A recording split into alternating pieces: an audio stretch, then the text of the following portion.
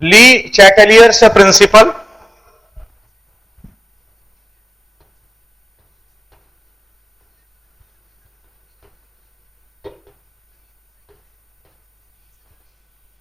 Lee चैटेलियर्स principal.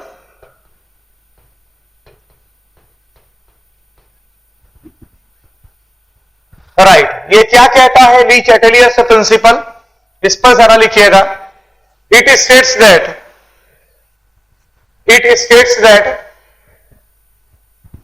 whenever the equilibrium reaction, जल्दी से बच्चों नोट करिएगा, it states that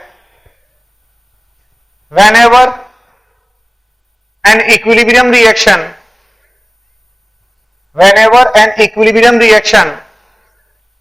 is subjected to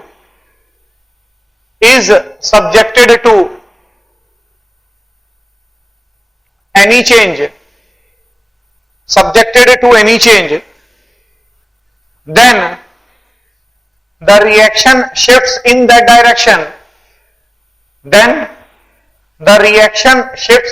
direction, so as to oppose or undo the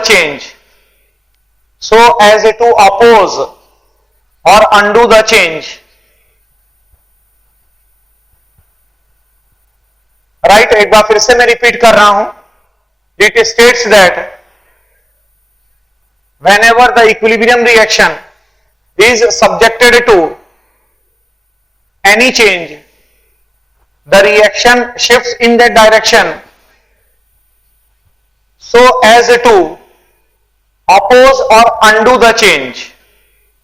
right, अब यहां पर आपने ये लिखा है कि जब भी किसी इक्विलिब्रियम रिएक्शन में आप चेंज लाने की कोशिश करते हो तो रिएक्शन उस डायरेक्शन में शिफ्ट होती है सो एज टू अपोज और counter the change, undo the change, counter the change, उसका विरोध किया जा सके, उस चेंज को खत्म किया जा सके। राइट, अब सबसे पहला सवाल यह उठता है कि सर आप कह रहे हैं कि यहां पर इक्विलिब्रियम रिएक्शन में चेंज लाया जाए, तो सबसे पहली बात तो यह है कि चेंज किस तरह का चेंज। तो सारे बच्चे इस बात को ध्यान में रखिएगा कि चेंज से मतलब यह है कि आपने मान लीजिए कि किसी इक्विलिब्रियम रिएक्शन में प्रेशर चेंज कर दिया आपने, या मान लीजिए कि आपने कॉन्सेंट्रेशन में चेंज कर दिया, या आपने कोई इनर्ट गैस इंट्रोड्यूस कर दी, बराबर, मतलब आपने चेंज लाने की कोशिश करी। तो जब आप किसी भी तरह का चेंज लाने की कोशिश करेंगे, राइट, तो रिएक्शन उस चेंज का अपोज करेगी। Reaction will try to oppose the change, उस चेंज का अपोज किया जाएगा। राइट, अब इसको हम सर्टेन सब हेडिंग्स में स्टडी करेंगे, बराबर। सबसे पहले लिखिएगा इफेक्ट ऑफ कंसंट्रेशन, पहला हम ले रहे हैं इसमें effect of concentration.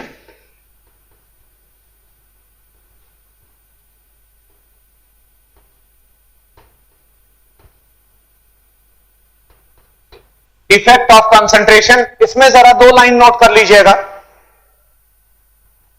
whenever the concentration of the reactant is increased, the reaction shifts in the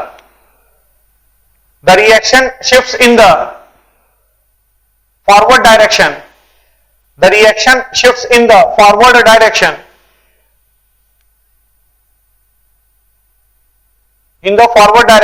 while increasing concentration of the product,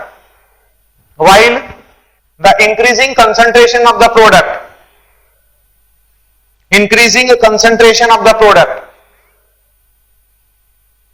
at equilibrium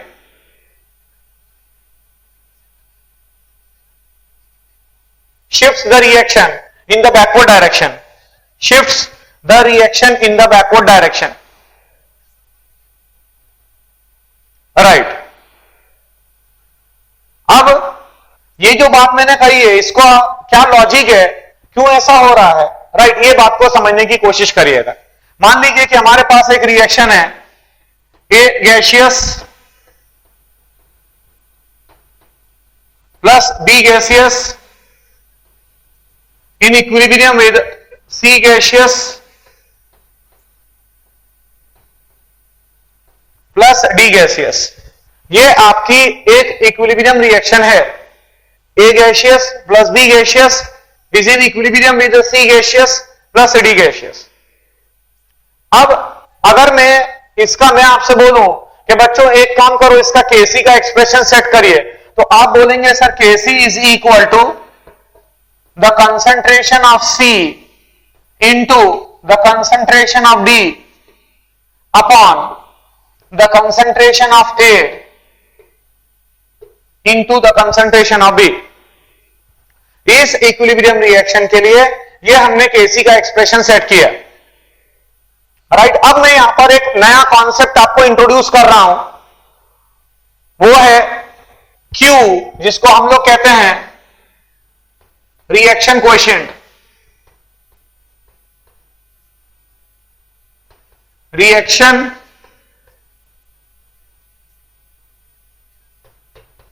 coefficient, ये एक नया कॉन्सेप्ट मैं आपको दे रहा हूं, छोटा सा कॉन्सेप्ट है और बहुत ही अच्छा कॉन्सेप्ट है, राइट। किस तरीके से आप ये क्यू का कॉन्सेप्ट लगाते हैं।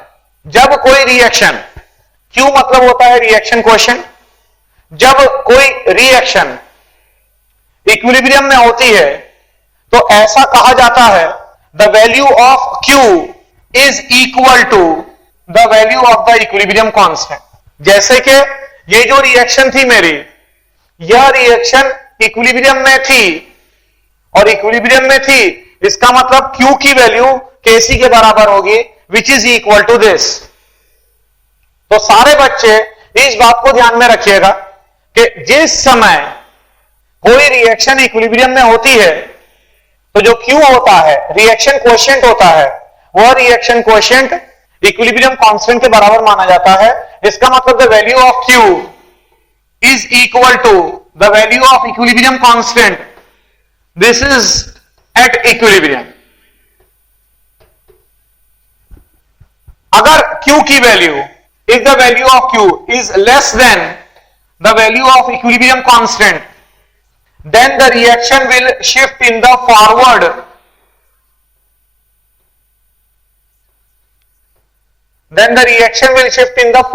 direction। अगर Q की वैल्यू इक्विलिब्रियम कांस्टेंट की वैल्यू से कम होती है, तो अगर Q की वैल्यू इक्विलिब्रियम कांस्टेंट की वैल्यू से कम होगी तो रिएक्शन हमारी फॉरवर्ड डायरेक्शन में शिफ्ट होगी। Always whenever the value of Q is less than the given value of equilibrium constant, then the reaction will always move in the forward direction। और अगर Q की value, if the value of Q is greater than the value of equilibrium constant, then the reaction will always move in the backward direction। Reaction हमारी backward direction में shift होगी। सारे बच्चे ये तीनों कंडीशंस को अच्छी तरीके से ध्यान में रखिएगा, ये बहुत ही इंपॉर्टेंट कंडीशंस हैं। मतलब जो Q की वैल्यू है वो Q की वैल्यू इक्विलिब्रियम कांस्टेंट के बराबर हो सकती है, ज्यादा हो सकती है, कम हो सकती है, राइट। और हर रिएक्शन इक्विलिब्रियम को अटेंड करना चाहती है, तो हर रिएक्शन इक्विलिब्रियम को अटेंड करना चाहती है, इसका मतलब द वैल्यू ऑफ Q चाहता है कि इक्विलिब्रियम कांस्टेंट के बराबर आ जाए। जो Q की वैल्यू है वो इक्विलिब्रियम कांस्टेंट के बराबर आनी चाहती है। तो अब यहां पर हम क्या देख रहे हैं, देखिएगा अब इफेक्ट ऑफ कंसंट्रेशन पर आइएगा। ये रिएक्शन हमारी इक्विलिब्रियम में थी, it means the Q is equal to Kc is equal to this much. मान लीजिए कि आपने इक्विलिब्रियम पर A का कंसंट्रेशन बढ़ा दिया, तो जब आप A का कंसंट्रेशन बढ़ाते हैं, as soon as the concentration of A is increased, आप बोलेंगे सर मैंने कैसे बढ़ाया, मैं कैसे बढ़ाऊं A का कंसंट्रेशन।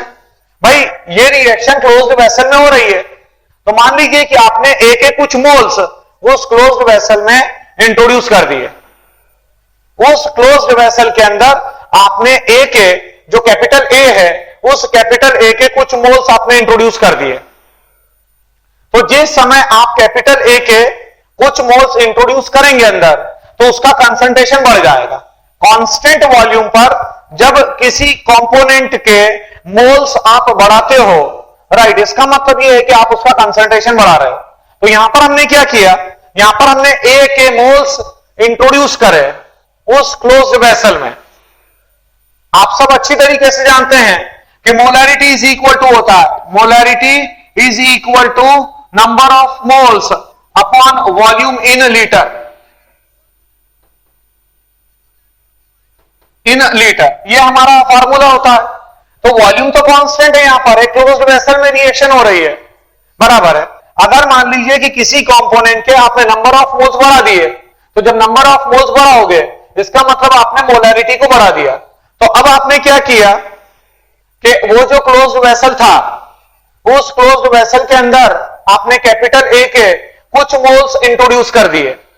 तो जब आप कैपिटल ए के कुछ मोल्स इंट्रोड्यूस करेंगे, कैपिटल ए के कुछ मोल्स जब आप इंट्रोड्यूस करेंगे तो क्या हो जाएगा, Q की वैल्यू घट जाएगी।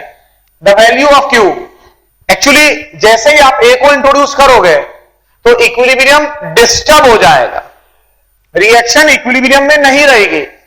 और जब रिएक्शन इक्विलिब्रियम में नहीं है तो there is no any question of equilibrium constant. Equilibrium constant picture से हट जाएगा, स्क्रीन से हट जाएगा।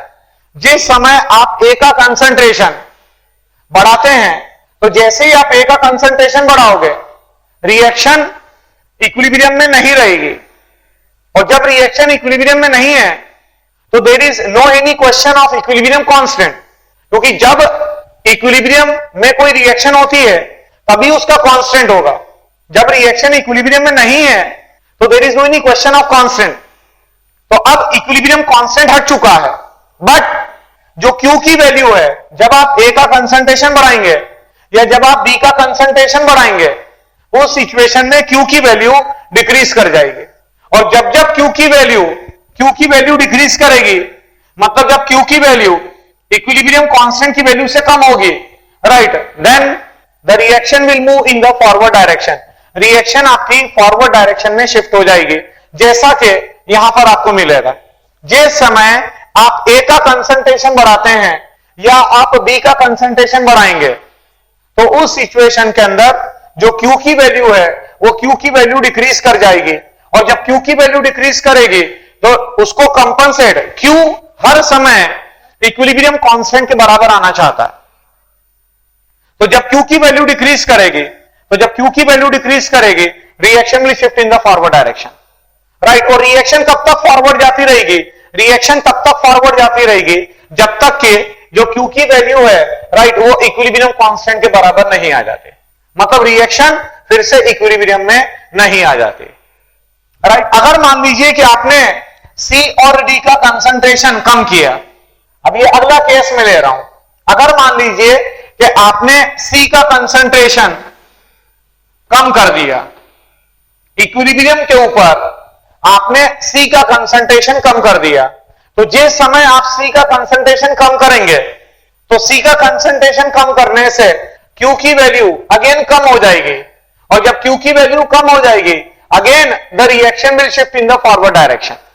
मतलब बात को समझने की कोशिश करिए, आपने C का कंसंट्रेशन कम कर दिया तो ली चैटेलियर प्रिंसिपल क्या कहता है, ली चैटेलियर प्रिंसिपल यह कहता है कि जब आप किसी तरह का चेंज लाने की कोशिश करते हैं तो जब आप चेंज लाने की कोशिश करेंगे तो reaction will try to undo the change, उस चेंज का अपोज करेगी, अंडू करने की कोशिश करेगी, उसको न्यूट्रलाइज करने की कोशिश करेगी।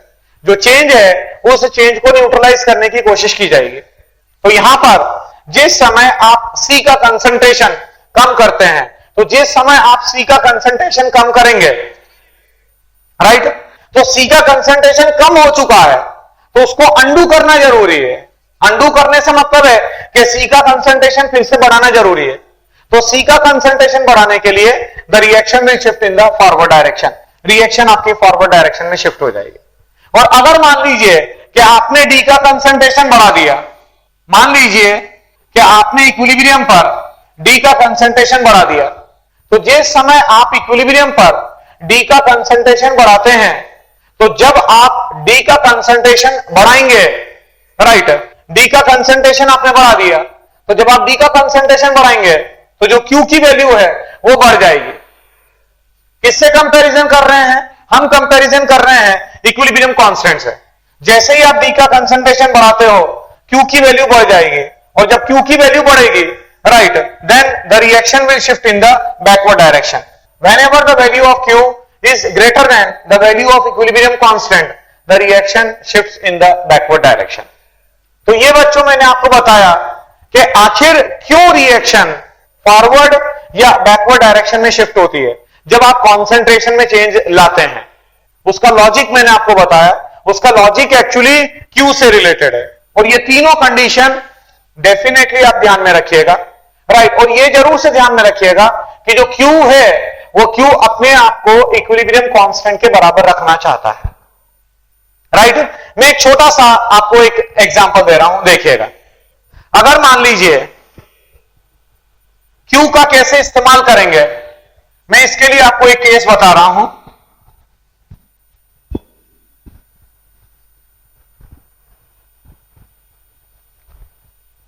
हमारे पास एक वेसल है और इस वेसल का वॉल्यूम 1 लीटर है। The volume of the vessel is 1 litre, और इस वेसल के अंदर किसी पॉइंट ऑफ टाइम पर N2O4 गैसियस के जो नंबर ऑफ मोल्स हैं दैट इज 2, और NO2 के जो नंबर ऑफ मोल्स हैं दैट इज 0.4 मोल्स। देखिएगा, ये 1 लीटर का वेसल है और इसमें N2O4 के 2 मोल प्रेजेंट है। किसी भी पॉइंट ऑफ टाइम पर, मैं आपसे ये नहीं कह रहा हूं कि रिएक्शन इक्विलिब्रियम में है, किसी पॉइंट ऑफ टाइम पर N2O4 के नंबर ऑफ मोल्स 2 हैं और NO2 के नंबर ऑफ मोल्स 0.4 है। और आपको ये जो रिएक्शन है N2O4 is in equilibrium with twice of NO2, इस रिएक्शन के लिए इक्विलिब्रियम कांस्टेंट मतलब Kc की वैल्यू ज्यादा सही होगा, Kc रखें आप। ये जो रिएक्शन है, इस रिएक्शन के लिए जो Kc की वैल्यू है वो आपको दे रखी है 0.25 मोल पर लीटर। ये जो रिएक्शन है, इस रिएक्शन के लिए Kc की वैल्यू आपको दे रखी है 0.25 मोल पर लीटर।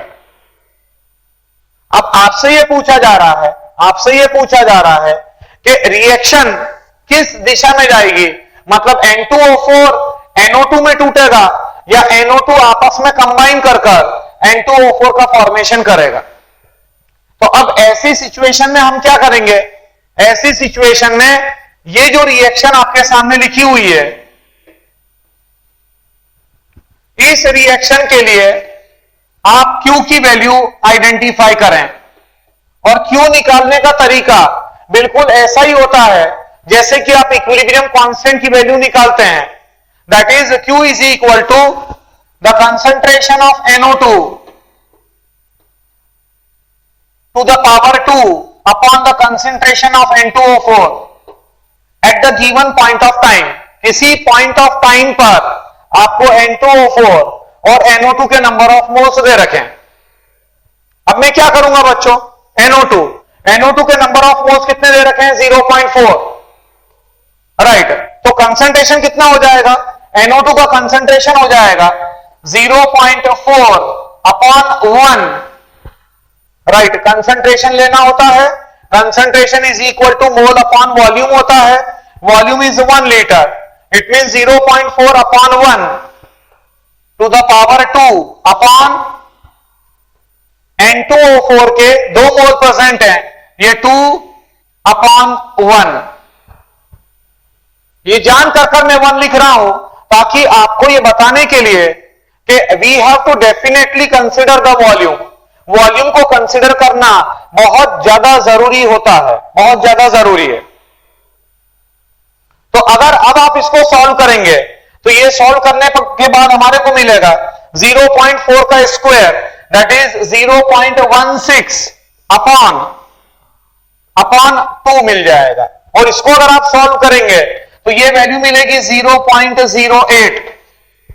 चेक कर लीजिएगा, अगर आप उसको सॉल्व करेंगे तो ये हमारे को मिल जाएगा 0.08। और ये 0.08 ये आपने किसी पॉइंट ऑफ टाइम पर Q की वैल्यू आइडेंटिफाई करी, किसी भी पॉइंट ऑफ टाइम पर आपने बच्चों ये Q की वैल्यू आइडेंटिफाई करी। और जो Kc की वैल्यू आपको दे रखी थी, the value of Kc is 0.25 मोल पर लीटर, और जो आपने Q की वैल्यू निकाली दैट इज इक्वल टू 0.08 मोल पर litre. And the calculated value of Q is less than the calculated value of Q is less than the given value of the Kc। And because the value of Q is less than the value of equilibrium constant, the reaction will shift in the forward direction. Reaction हमारी forward direction में shift हो जाएगी। इसका मतलब ये हुआ कि N2O4 NO2 में टूटने लगेगा। ये जो आपको कंडीशन दे रखी थी, ये तो एक्चुअली किसी पॉइंट ऑफ टाइम पर थी, किसी भी एक पर्टिकुलर पॉइंट ऑफ टाइम पर थी। तो अब N2O4 NO2 में टूटेगा या NO2 आपस में कंबाइन कर N2O4 बनाएगा, यह हमारा सवाल था। तो यहां पर आपका जवाब क्या होगा, क्योंकि Q की वैल्यू इक्विलिब्रियम कांस्टेंट की वैल्यू से कम है, इसीलिए N2O4 टूटेगा NO2 में। और N2O4 NO2 में कब तक टूटेगा, जब तक कि Q की वैल्यू इक्विलिब्रियम कांस्टेंट की वैल्यू के बराबर नहीं हो जाती। राइट, तो ये कंडीशन को आप नोट कर लीजिए जरा।